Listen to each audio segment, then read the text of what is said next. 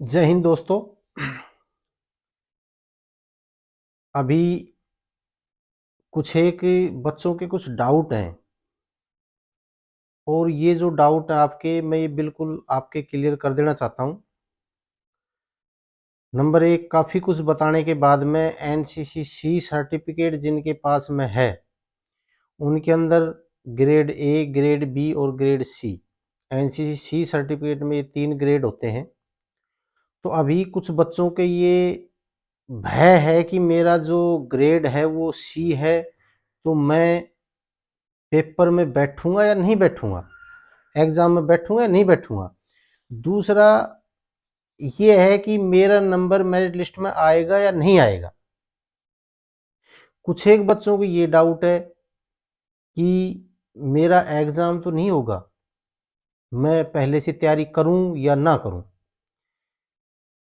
देखो भाई, आपने जब आपने भर्ती देखी है, आपने फिजिकल कराया है, उसी समय अगर आपने एनसीसी सर्टिफिकेट अगर लगाया है तो, और वो सर्टिफिकेट आपका ओरिजिनल है, आपने अच्छी तरह ग्राउंड के ऊपर एनसीसी करी है और आपने टेस्ट देखे और उसी हिसाब से अपने आप, अगर आपने एनसीसी सर्टिफिकेट लिया है तो आपका टेस्ट जीडी ट्रेडमैन का माफ है, आपका टेस्ट नहीं होगा।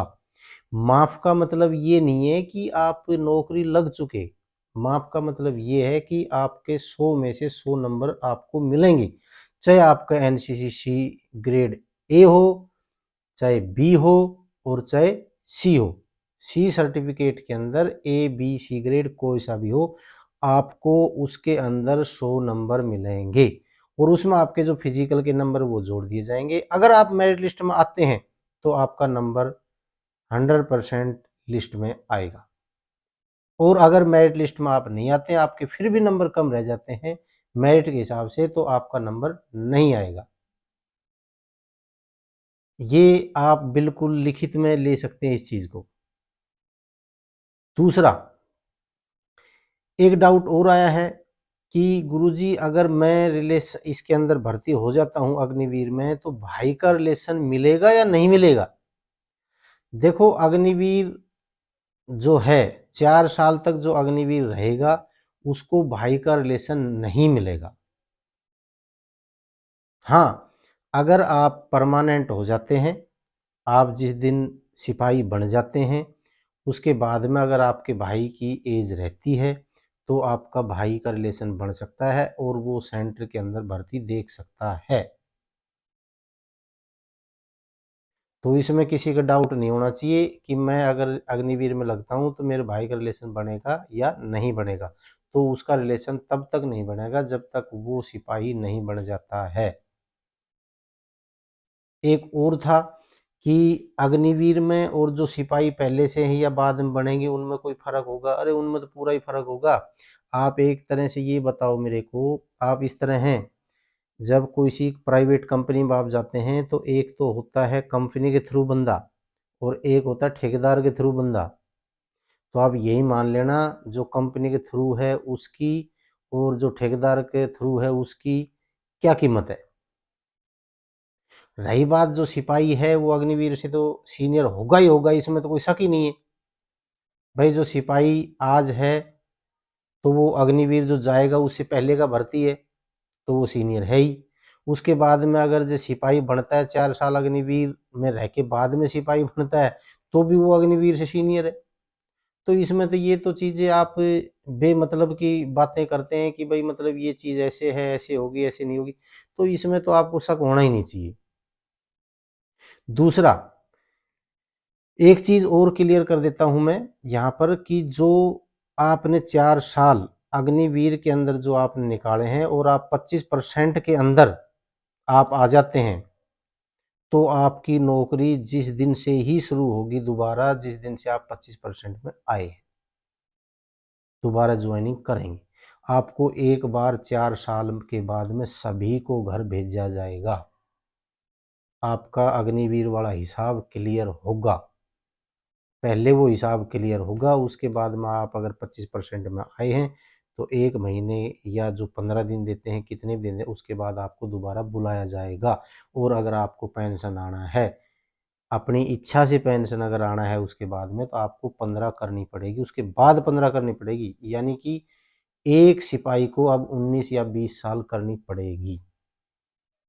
पहले जो 15 साल में आ जाते थे, वो अब 4 साल पहले अग्निवीर की करो, उसके बाद 15 साल करो, तब वो पेंशन आ सकता है, नहीं तो वो पेंशन नहीं आ सकता। तो ये जो कुछ एक डाउट हैं, ये मैंने क्लियर कर दिए हैं। बाकी और भी किसी प्रकार का किसी भाई का डाउट हो तो कमेंट्स में लिख सकते हैं, या मेरे फ़ोन नंबर हैं यूट्यूब चैनल के ऊपर, तो आप बता सकते हैं, मेरे से पूछ सकते हैं कोई भी, अगर आपके किसी प्रकार का कोई डाउट है तो। रही बात आपके जो फैसले की, जो टेस्ट पेंडिंग है या जो इनरोलमेंट डेट है उसकी, देखो आप ये सोचो कि कल ही इसका फैसला आ जाए, तो ऐसा कुछ नहीं है। देखो आपको बुरा बेशक लगो, अभी सरकार इसको उलझाने के चक्कर में है। सिर्फ देखो, जो बातें हैं वो आपकी सारी सही हैं। आपका एग्ज़ाम होना चाहिए, आपको इनरोलमेंट डेट मिलनी चाहिए, लेकिन जब सरकार नहीं देना चाह रही है तो इस चीज़ को खींचने के चक्कर में है। 2 साल खिंच जाए, 3 साल खिंच जाए, 5 साल खिंच जाए, जिनको ये आस थी कि मैं अभी भर्ती हो जाऊँगा या मेरी एनरोलमेंट डेट आ जाएगी या मैं एग्ज़ाम दूँगा, वो धीरे-धीरे करके इस चीज़ को ख़त्म कर देंगे कि यार ये तो बहुत टाइम हो गया। अभी इस चीज़ को अपने हाई कोर्ट से सरकार सुप्रीम कोर्ट में भी ले जाएगी इसको। हाँ, सारी बातें आपके पक्ष में हैं, फैसला आपके पक्ष में आना चाहिए, क्योंकि आपकी सारी बातें बिल्कुल सही हैं, उसमें कोई दो राय नहीं है कि आपकी बात गलत है, कोई भी बात गलत नहीं है, और आपको मौका मिलना चाहिए। अभी देखते हैं कोर्ट क्या करता है, क्या नहीं करता है, क्या फैसला देता है, ये जजों के ऊपर है। तो मैंने आपको इतना ही बताना था, किसी प्रकार का कोई डाउट होता है तो आप मेरे से इस पे कर सकते हैं। वीडियो को शेयर करें, उसके बाद के अंदर आप इसको लाइक भी कर सकते हैं, इसके बाद सब्सक्राइब भी कर सकते हैं। अगर अच्छी लगे तो करो, नहीं लगे तो करो, ये कोई दबाव वाली बातें नहीं है। लेकिन जो भी कोई डाउट है तो आप मेरे से पूछ सकते हैं, इसमें कोई वो नहीं है। ठीक है। जय हिंद, जय भारत।